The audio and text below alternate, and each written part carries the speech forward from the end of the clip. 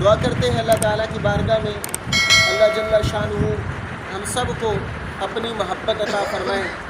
اپنے محبوب علیہ الصلوۃ والسلام کی محبت نصیب فرمائے، اور اسی محبت میں اللہ تعالیٰ ہم سب کو جینا مرنا نصیب فرمائے۔ مسند امام احمد بن حنبل کی روایت ہے، حضرت ابو رزین عقیلی رضی اللہ تعالیٰ عنہ سے روایت ہے، آپ فرماتے ہیں میں نے آقا دو جہاں امام الانبیاء صلی اللہ علیہ وآلہ وسلم کی مقدسہ بارگاہ میں عرض کیا، یا رسول اللہ صلی اللہ علیہ وسلم ایمان کیا ہے؟ کس بارے میں سوال کیا؟ ایمان کیا ہے؟ ابو رزین عقیلی رضی اللہ تعالیٰ عنہ کہتے ہیں یا رسول اللہ ایمان کیا ہے؟ تو آقا کریم صلی اللہ علیہ وآلہ وسلم نے ارشاد فرمایا، اللہ اور اللہ کے رسول صلی اللہ علیہ وسلم تمہارے نزدیک ہر چیز سے زیادہ محبوب ہو جائے، یہ ایمان ہے۔ اللہ اور اللہ کے رسول صلی اللہ علیہ وسلم تمہارے نزدیک ہر چیز سے محبوب ہو جائے، یہ ایمان ہے۔ اور دوسری روایت بھی مسند امام احمد بن حنبل میں ہے، آقا کریم صلی اللہ علیہ وآلہ وسلم نے ارشاد فرمایا تم میں سے اس وقت تک کوئی مومن نہیں ہو سکتا جب تک اس کے نزدیک اللہ اور اللہ کے رسول صلی اللہ علیہ وسلم کی محبت ہر چیز سے بڑھ کر ہو۔ اللہ اور اللہ کے رسول صلی اللہ علیہ وسلم ہر چیز سے بڑھ کر محبوب نہ ہو جائے، اس وقت تک بندہ مومن نہیں ہو سکتا۔ اور اسی طرح جامع ترمذی شریف کے اندر یہ روایت موجود ہے، آقا کریم صلی اللہ علیہ وآلہ وسلم نے ارشاد فرمایا اللہ تعالیٰ سے محبت کرو، اس لیے کہ اللہ تعالیٰ تمہیں اپنی نعمتیں کھلاتا ہے۔ اللہ تعالیٰ ہمیں اپنی نعمتیں عطا فرماتا ہے نا، دن رات اس کے ہم پر احسانات ہیں، اس کے کرم ہے، اس کے فضل ہے ہم پر، اس کی نعمتیں ہم کھاتے ہیں دن رات۔ تو فرمایا اللہ تعالیٰ سے اس لیے محبت کرو کہ اللہ تعالیٰ تمہیں اپنی نعمتیں کھلاتا ہے، اور فرمایا مجھ سے اس لیے محبت کرو کہ اللہ تعالیٰ مجھ سے محبت فرماتا ہے۔ تو حضور سے محبت بھی اللہ کی محبت کی وجہ سے ہونی چاہیے۔ ان روایات سے، ان احادیث مبارکہ سے معلوم ہوتا ہے کہ انسان کو ہر چیز سے بڑھ کر، مال سے بڑھ کر، جان سے بڑھ کر، اپنی اولاد سے بڑھ کر، اپنی بیوی سے بڑھ کر، اپنے والدین سے، بہن بھائیوں سے، عزیز و اقربا سے، رشتہ داروں سے، دوست احباب سے، ہر چیز سے بڑھ کر اللہ اور اللہ تعالیٰ کے رسول صلی اللہ علیہ وسلم سے محبت کرنی چاہیے، کیونکہ یہ محبت اگر نہیں ہوگی تو بندہ مومن نہیں کہلا سکتا ہے۔ تو یہ محبت ہوگی تو پھر ہی مومن کہلانے کا انسان حقدار بنتا ہے۔ تو آج اس محبت کا دعویٰ کرنے والے تو سارے لوگ ہیں، ہر کوئی کہتا ہے کہ مجھے اللہ سے اور اللہ کے رسول صلی اللہ علیہ وسلم سے ہر چیز سے بڑھ کر محبت ہے، لیکن اس دعوے پر جب دلیل پیش کرنے کی بات آتی ہے تو بہت سارے لوگ دلیل پیش کرنے سے عاجز آ جاتے ہیں، کیونکہ ان کا رہن سہن کا طریقہ، ان کے دنیاوی معاملات، ان کے دینی معاملات اللہ اور اللہ کے رسول صلی اللہ علیہ وسلم کے احکام کے مطابق نہیں ہوتے، تو پھر پتہ چل جاتا ہے کہ یہ بندہ اللہ اور اللہ کے رسول صلی اللہ علیہ وسلم سے کتنی محبت کرنے والا ہے۔ تو محبت پر اگر دلیل مانگی جائے تو دلیل یہ ہے کہ بندہ اللہ اور اللہ کے رسول صلی اللہ علیہ وسلم کے احکامات پر عمل کرنے والا بن جائے۔ تو جب بندہ اللہ اور اللہ کے رسول صلی اللہ علیہ وسلم کے احکامات پر عمل کرنے والا بن جائے گا تو یہ اس کے دعوے پر دلیل ہوگی، تو دلیل سے پتہ چل جائے گا کہ یہ بندہ اللہ اور اللہ کے رسول صلی اللہ علیہ وسلم سے محبت کرنے والا ہے۔ پھر اس کو لوگوں کو نہیں بتلانا پڑے گا کہ مجھے اللہ اور اللہ کے رسول صلی اللہ علیہ وسلم سے پیار ہے، بلکہ وہ خود نمونہ بن کر لوگوں کے سامنے ظاہر ہوگا، اور لوگ اس کو دیکھ کر بتا دیں گے کہ اللہ اور اللہ کے رسول صلی اللہ علیہ وسلم سے پیار کرنے والا ہے۔ جامع ترمذی شریف کی روایت ہے، آقا کریم صلی اللہ علیہ وآلہ وسلم آپ بڑی ہی خوبصورت یہ دعا فرمایا کرتے تھے، اے اللہ مجھے تو اپنی محبت عطا فرما، اور جو تجھ سے محبت کرتے ہیں ان کی بھی مجھے محبت عطا فرما، اور ایسے عمل کی مجھے محبت عطا فرما جو تیرے قریب کر دے، اور اے اللہ مجھے تو اپنی محبت ٹھنڈے پانی سے بھی زیادہ محبوب فرما دے، کہ ٹھنڈا پانی گرمی کے اندر جتنا انسان کو محبوب ہوتا ہے، تو ٹھنڈے پانی سے بھی بڑھ کر رسول اللہ صلی اللہ علیہ وسلم نے اللہ تعالیٰ کی محبت مانگی ہے، تاکہ آنے والے لوگوں کو تعلیم ہو جائے، معلوم ہو جائے کہ اللہ تعالیٰ کے ساتھ ہر چیز سے بڑھ کر محبت کرنی ہے۔ حضرت سیدنا عیسیٰ علیہ نبینا علیہ السلام کا گزر 3 لوگوں کے پاس سے ہوتا ہے، تو وہ 3 لوگ بڑے ہی کمزور نظر آ رہے ہوتے ہیں، نہایت ہی کمزور، اور ان کے چہرے بدلے ہوئے ہوتے ہیں، چہرے متغیر ہوتے ہیں۔ عیسیٰ علیہ نبینا علیہ السلام آپ ان 3 لوگوں سے پوچھتے ہیں کہ تمہاری اس حالت کا سبب کیا ہے؟ تمہارے چہرے کیوں متغیر ہیں؟ تم اتنے کمزور اور لاغر کیوں نظر آ رہے ہو؟ تو وہ تینوں اشخاص کہتے ہیں کہ ہم جہنم کے خوف کی وجہ سے کام رہے ہیں، ہم پر جہنم کا خوف غالب ہے، اس لیے ہماری یہ حالت ہو چکی ہے۔ عیسیٰ علیہ نبی علیہ السلام ان کو یہ دعا دیتے ہیں، آپ فرماتے ہیں اب تم جہنم سے ڈر رہے ہو تو اللہ تعالیٰ کا یہ حق بنتا ہے کہ اللہ تعالیٰ تمہیں جہنم سے امان نصیب فرما دے، تمہیں جہنم سے اللہ تعالیٰ بچا لے۔ اب اللہ کا تم پر یہ حق بنتا ہے کہ تم جہنم سے ڈرنے والے ہو تو اللہ تعالیٰ تمہیں جہنم سے امان عطا فرمائے۔ پھر عیسیٰ علیہ نبی علیہ السلام آپ آگے چل پڑتے ہیں، آپ کا 3 اور لوگوں کے پاس سے گزر ہوتا ہے، ان کی حالت بھی انہی کی طرح ہوتی ہے، بلکہ ان سے بھی زیادہ وہ کمزور نظر آ رہے ہوتے ہیں، اور ان کا چہرہ متغیر ہوا ہوتا ہے، رنگ بدلا ہوا ہوتا ہے۔ عیسیٰ علیہ نبی علیہ السلام آپ ان سے پوچھتے ہیں کہ بتاؤ تمہاری حالت یہ کیسے ہوگی، اس حالت کی کیا وجہ ہے، تمہارا چہرہ کیوں متغیر ہے، تم اتنے کمزور اور لاغر کیوں نظر آ رہے ہو؟ وہ کہتے ہیں جنت کی طلب کی وجہ سے ہماری یہ حالت ہو گئی ہے، جنت کی طلب میں ہم اتنے کمزور ہو چکے ہیں، ہم جنت کے طالب ہیں، اس لیے ہماری یہ حالت ہو چکی ہے۔ اللہ اکبر۔ تو عیسیٰ علیہ السلام فرماتے ہیں اب اللہ تعالیٰ پر یہ حق ہے تمہارے لیے کہ اللہ تعالیٰ تمہیں تمہاری پسندیدہ چیز عطا فرما دے، تمہیں جنت عطا فرما دے، اللہ کا تم پر یہ حق ہے۔ عیسیٰ علیہ السلام یہ کہہ کر آپ آگے تشریف لے جاتے ہیں۔ جب آگے جاتے ہیں تو آگے جا کر 3 اور لوگوں کو دیکھتے ہیں،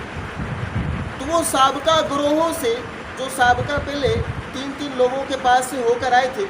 ان سے بھی زیادہ کمزور نظر آ رہے ہوتے ہیں، لیکن ان کے چہرے بڑے چمکدار ہوتے ہیں، بڑے خوبصورت چہرے والے ہوتے ہیں، حسین و جمیل ہوتے ہیں، تو کمزور بہت زیادہ ہوتے ہیں۔ عیسیٰ علیہ السلام ان سے پوچھتے ہیں کہ تمہاری اس حالت کی وجہ کیا ہے؟ تو وہ کہتے ہیں ہماری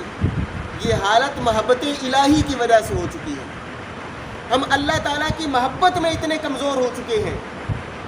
تو عیسیٰ علیہ السلام آپ ان تینوں کو فرماتے ہیں، 3 مرتبہ فرماتے ہیں کہ مقرب تم ہی ہو، مقرب تم ہی ہو، مقرب تم ہی ہو، یعنی اللہ تعالیٰ کا قرب پانے والے تم لوگ ہی ہو۔ پہلے 2 گروہ، ایک تو جہنم کے خوف کی وجہ سے لرز لرز کر کام کر کمزور ہو چکا تھا، تو اسے جہنم کا ڈر تھا۔ دوسرا گروہ وہ جنت کی طلب میں اتنا کمزور ہو چکا تھا،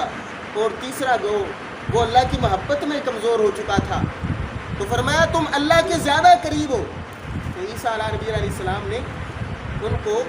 اللہ کے قریب کہا۔ معلوم ہوا کہ انسان کو جہنم کے خوف کی وجہ سے یا جنت کی طلب کی وجہ سے عبادت الہی نہیں کرنی چاہیے، جیسے کہ سیدہ رابعہ بصریہ رحمہ اللہ آپ یہ کہا کرتی تھی کہ میں اللہ تعالیٰ کی عبادت جہنم کے خوف کی وجہ سے نہیں کرتی، یا اللہ تعالیٰ کی عبادت جنت کی طلب کی وجہ سے نہیں کرتی، بلکہ میں اللہ تعالیٰ کی عبادت اس لیے کرتی ہوں کیونکہ اللہ تعالیٰ عبادت کے لائق ہے، اور میں اللہ تعالیٰ سے محبت کی وجہ سے، جنت اور دوزخ کی وجہ سے نہیں، اللہ تعالیٰ کی محبت کی وجہ سے میں اللہ تعالیٰ کی عبادت کرتی ہوں۔ تو عیسیٰ علیہ السلام نے بھی ان تینوں قسم کے گروہوں کو دیکھ کر آپ نے نشاندہی فرما دی کہ اللہ تعالیٰ کا اگر قرب پانے والے زیادہ لوگ ہیں تو وہ اللہ تعالیٰ سے محبت کی بنا پر قرب پا سکتے ہیں۔ تو محبت الہی کا جام ایسا جام ہے جو انسان کو اپنے رب کے قریب کر دیتا ہے۔ آج ہم دیکھتے ہیں کہ ہماری حالت یہ ہو چکی کہ ہم اللہ تعالیٰ سے محبت کا دعویٰ تو کرتے ہیں، اللہ کے رسول صلی اللہ علیہ وسلم سے محبت کا دعویٰ تو کرتے ہیں، لیکن احکام شریعت میں ہم بڑے کمزور نظر آتے ہیں۔ احکام شریعت پر عمل کرنے میں ہم سے بہت ساری کوتاہیاں ہوتی ہیں، سستیاں ہوتی ہیں۔ تو یہ کوتاہیاں، یہ سستیاں نہیں ہونی چاہیے، بلکہ ہمارا عمل اللہ اور اللہ کے رسول صلی اللہ علیہ وسلم کے احکام کے مطابق ہونا چاہیے، کہ مقصود صرف یہی ہو کہ اللہ اور اللہ کے رسول صلی اللہ علیہ وسلم راضی ہو جائے۔ جیسے اللہ تعالیٰ نے قرآن پاک میں فرمایا واللہ ورسولہ احق ان یرضوہ، فرمایا اللہ اور اللہ کے رسول صلی اللہ علیہ وسلم اس بات کے زیادہ حقدار ہیں کہ اللہ اور اللہ کے رسول کو راضی کیا جائے۔ تو بندے کا ہر عمل اللہ اور اللہ کے رسول صلی اللہ علیہ وسلم کو راضی کرنے کے لیے ہونا چاہیے۔ اللہ اکبر۔ ایک روایت میں آتا ہے، امام قرطبی علیہ رحمہ فرماتے ہیں، آپ فرماتے ہیں کہ قیامت کے دن ہر امت کو اس کے نبی کی طرف نسبت کر کے بلایا جائے گا، ہر امت کو اس کے نبی کی طرف نسبت کر کے بلایا جائے گا۔ مثال کے طور پہ قیامت کے دن بلایا جائے گا، اے امت موسیٰ، اے امت عیسیٰ، اے امت محمد صلی اللہ علیہ وسلم، اس طرح نبی کی طرف نسبت کر کے بلایا جائے گا۔ لیکن جو ہر عمل اللہ کی رضا حاصل کرنے کے لیے کرتے تھے، جو اللہ تعالیٰ کی محبت میں عمل کیا کرتے تھے، تو ان کو کیسے بلایا جائے گا؟ ان کو یہ کہہ کر بلایا جائے گا، اے اللہ کے دوستو اللہ کی طرف آ جاؤ۔ کتنا پیارا جملہ ہے، اے اللہ کے دوستو اللہ کی طرف آ جاؤ۔ تو جب ان کو یہ کہا جائے گا اللہ کے دوستو اللہ کی طرف آ جاؤ، تو قریب ہوگا کہ ان کے دل خوشی کی وجہ سے باہر آ جائے۔ اس قدر وہ خوشی میں جھوم رہے ہوں گے کہ ہمیں اللہ کا دوست کہہ کر بلایا گیا، کیونکہ وہ دنیا میں رضا الہی کے لیے عبادت کیا کرتے تھے، رضا الہی کے لیے ایک دوسرے سے حسن سلوک کرتے تھے، رضا الہی کے لیے ایک دوسرے سے محبت کرتے تھے۔ تو اللہ کی محبت کی وجہ سے وہ سب سے محبت کرتے تھے، اللہ کی محبت کی وجہ سے وہ اچھے عمل کیا کرتے تھے۔ تو قیامت کے دن ان کو اللہ کا دوست کہہ کر پکارا جائے گا، تو خوشی کے مارے ان کے دل بھی باہر آ رہے ہوں گے کہ اللہ تعالیٰ نے ہمیں اپنا دوست کہہ کر پکارا ہے۔ تو یہ محبت کتنی قیمتی محبت ہے۔ تو اللہ تعالیٰ سے یہ محبت مانگنی چاہیے کہ اللہ ہمیں بھی تو اپنی محبت نصیب فرما۔ تو یہ وہ محبت ہے جس کو ایمان کی شرط قرار دیا گیا ہے۔ اگر یہ محبت نہیں ہوگی تو ایمان بھی بندے کا نہیں ہو سکتا، بندہ مومن ہی نہیں کہلا سکتا۔ حضرت سیدہ رابعہ بصریہ رحمہ اللہ، آپ کے پاس سفیان ثوری رحمہ اللہ تھے، تو انہوں نے کہا اللہ کی بارگاہ میں ہاتھ اٹھا کر کہ اے اللہ تو ہم سے راضی ہو جا۔ انہوں نے جب یہ دعا کی تو حضرت رابعہ بصریہ رحمہ اللہ آپ نے فرمایا، کیا آپ کو شرم نہیں آتی اللہ تعالیٰ سے؟ آپ کو اللہ تعالیٰ سے حیا نہیں آتی کہ تم اللہ کو کہہ رہے ہو کہ اے اللہ تو ہم سے راضی ہو جا، حالانکہ تمہاری حالت تو یہ ہے کہ تم اللہ تعالیٰ سے راضی نہیں ہوتے، تم خود تو رب سے راضی نہیں ہو اور رب کی بارگاہ میں دعا کر رہے ہو اے اللہ تو ہم سے راضی ہو جا۔ تو پاس ہی جعفر بن سلیمان رحمہ اللہ آپ کھڑے تھے، انہوں نے عرض کیا کہ بندے کا رب سے راضی ہونا یہ کیا دلیل ہے کہ بندہ رب سے راضی ہو جائے؟ تو حضرت رابعہ بصریہ رحمہ اللہ آپ نے ارشاد فرمایا کہ بندے کا رب پر راضی ہونے کی دلیل یہ ہے کہ وہ مصیبت پر بھی اتنا ہی خوش ہو رہا ہو جتنا وہ نعمت ملنے پر خوش ہوتا ہے، جتنا وہ نعمت ملنے پر خوش ہو رہا ہوتا ہے اتنا ہی مصیبت پر خوش ہو رہا ہو۔ تو انسان کو جب نعمت ملتی ہے تو وہ کس قدر خوشیاں مناتا ہے کہ اللہ کا کرم ہو گیا، اللہ کا فضل ہو گیا، اللہ تعالیٰ نے مجھے فلاں نعمتیں عطا فرما دی۔ تو فرمایا کہ رب کی رضا نہ مانگو بلکہ رب سے راضی ہو جاؤ۔ تو جب بندہ اپنے رب سے راضی ہو جائے گا تو پھر رب بھی اس بندے سے راضی ہو جائے گا۔ تو فرمایا کہ مصیبت پر اتنے خوش ہو جاؤ جتنا تم اللہ کی نعمت ملنے پر خوش ہوتے ہو۔ ہماری حالت یہ ہے کہ ہم نعمتوں پر تو خوش ہوتے ہیں، اگر 100 نعمت ملی ہے تو ہم بڑا خوش ہوں گے، 100 نعمتوں کے بعد اگر ایک مصیبت آ جائے، اگر تھوڑی سی تکلیف آ جائے، تھوڑا سا رنج اور غم آ جائے، مصیبت میں مبتلا ہو جائے تو ہم شکوہ کرنا شروع کر دیتے ہیں۔ تھوڑی سی بیماری آ جائے ہم شکوہ کرتے ہیں، یار اللہ تعالیٰ نے ہمیں فلاں مصیبت میں مبتلا کر دی ہے، تو بندہ رب سے راضی ہو جائے کہ اگر مصیبت بھی پہنچتی ہے تو رب کی دی ہوئی عطا کردہ مصیبت پر خوش ہو، کہ جیسے رب کی نعمت پر وہ خوش ہو رہا تھا، اللہ کی دی ہوئی مصیبت پر بھی خوش ہو، اور وہ کہہ رہا ہو کہ جے میرا سونا میرے دکھ وچ راضی کہ میں سکھ نو چلے پاواں۔ تو رب کی دی ہوئی مصیبت پر بھی خوش ہونا یہ رب کی رضا کی دلیل ہے۔ اگر بندہ نعمتوں پر خوش ہوتا ہے اور مصیبتوں پر شکوے شکایت کرتا ہے تو معلوم ہوا کہ پھر وہ رب پہ راضی نہیں ہے۔ تو جس رب نے نعمتیں دی ہیں نعمتوں پر تو خوش ہوتا ہے، لوگوں کو بتاتا ہے مجھے رب نے نعمتیں دی ہیں، تو جب اللہ مصیبت دیتا ہے اس وقت بھی تو صبر کرنا چاہیے، اس وقت بھی تو بندے کو خوش ہونا چاہیے۔ تو اللہ کی رضا اس میں ہے کہ بندہ رب پہ راضی ہو جائے، تو جب بندہ رب پہ راضی ہو جائے گا تو اللہ تعالیٰ اس بندے پہ راضی ہو جائے گا۔ حضرت سیدنا مصعب بن عمیر رضی اللہ تعالیٰ عنہ آپ کے بارے میں آتا ہے، آپ صحابی رسول ہیں مصعب بن عمیر رضی اللہ تعالیٰ عنہ۔ امیر المومنین سیدنا عمر فاروق رضی اللہ تعالیٰ عنہ فرماتے ہیں کہ ایک مرتبہ رسول اللہ صلی اللہ علیہ وسلم نے مصعب بن عمیر رضی اللہ تعالیٰ عنہ کو اس حال میں دیکھا کہ آپ کی کمر پر بھیڑ کی کھال تھی، آپ نے اپنے بدن کو بھیڑ کی کھال سے لپیٹا ہوا تھا۔ تو رسول اللہ صلی اللہ علیہ وسلم نے مصعب بن عمیر رضی اللہ تعالیٰ عنہ کو دیکھنے کے بعد حضور نبی رحمت صلی اللہ علیہ وسلم نے ارشاد فرمایا اس مصعب بن عمیر کا حال دیکھو کہ جب یہ اپنے والدین کے پاس تھا تو اس کے والدین اسے عمدہ کھانا کھلایا کرتے تھے، اچھے اچھے مشروبات دیا کرتے تھے، اچھا لباس دیا کرتے تھے، یہ امیر خاندان سے تعلق رکھنے والا تھا، لیکن آج دیکھو اس کی حالت کیا ہوگی کہ آج اس نے بھیڑ کی کھال لپیٹی ہوئی ہے۔ فرمایا دیکھ لو اللہ اور اللہ کے رسول کی محبت کی وجہ سے اس کا کیا حال ہو گیا ہے۔ یہ ہے اللہ اور اللہ کے رسول صلی اللہ علیہ وسلم کی محبت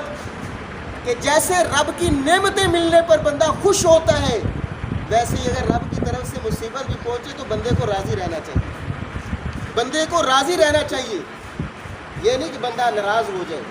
تو رب اس وقت راضی ہوگا جب بندہ رب کی طرف سے پہنچنے والی مصیبتوں پر بھی صبر کرتا ہے اور اللہ تعالیٰ کی دی ہوئی مصیبت پر بھی وہ خوش رہتا ہے، تو بندہ رب پر راضی ہوتا ہے اور رب اس وقت بندے پر راضی ہو جاتا ہے۔ سیدنا ابراہیم خلیل اللہ علیہ السلام آپ کی بارگاہ میں ملک الموت علیہ السلام تشریف لاتے ہیں، حاضری دیتے ہیں، تو حضرت ابراہیم خلیل اللہ علیہ السلام پوچھتے ہیں اے اسرائیل بتاؤ کیسے آئے ہوئے؟ وہ عرض کرتے ہیں کہ اللہ تعالیٰ کا حکم ہے آپ کی روح قبض کرنے کے لیے آیا ہوں، آپ کی روح قبض کرنے کے لیے آیا ہوں۔ تو حضرت ابراہیم خلیل اللہ علیہ السلام فرماتے ہیں کہ کیا کوئی خلیل بھی خلیل کی روح قبض کرتا ہے؟ کیا کوئی خلیل بھی خلیل کو موت دیتا ہے؟ ابراہیم علیہ السلام نے جب یہ بات کہی اسرائیل علیہ السلام کو، ملک الموت علیہ السلام کو، تو اللہ تعالیٰ نے اسرائیل علیہ السلام کی طرف وہی فرما دی، فرمایا آپ میرے خلیل کو کہہ دیجئے کہ کیا کوئی دوست بھی دوست کی ملاقات کو ناپسند کرتا ہے؟ یعنی خود تو خلیل ہے تو پھر رب کا ہی حکم ہے نا کہ روح قبض کر کے لے آؤ، تو کیا کوئی دوست بھی دوست کی ملاقات کو ناپسند کرتا ہے؟ دوست تو چاہتا ہے کہ ملاقات ہو جائے یار سے۔ تو حضرت ابراہیم خلیل اللہ علیہ السلام اسی وقت کہتے ہیں کہ یہ رب کا حکم ہے تو پھر روح قبض کر کے لے جاؤ۔ تو یہ ہے کہ بندہ اللہ تعالیٰ کی طرف سے پہنچنے والی تکلیف پر بھی صبر کرے، رب کی رضا پر خوش ہو جائے، تو جب بندہ خوش ہو جائے گا تو پھر رب بھی راضی ہو جائے گا۔ حضرت سیدنا امام احمد رضا خان فاضل بریلوی علیہ رحمہ آپ ساری زندگی حضور علیہ السلام سے عشق کرتے رہے، اللہ تعالیٰ سے محبت کرتے رہے، حضور کی عزت و ناموس پر پہرا دیتے رہے،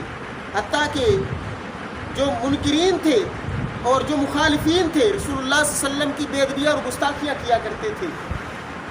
تو آپ نے ان کو گستاخیوں کی وجہ سے کافر بھی قرار دے دیا، کافر قرار دے دیا۔ آپ نے شدت اختیار کی امام احمد رضا خان فاضل بریلوی علیہ رحمہ نے، تو لوگ آپ کی بارگاہ میں خطوط لکھتے تھے، مخالفین آپ کی بارگاہ میں خط لکھ کر بھیج دیتے تھے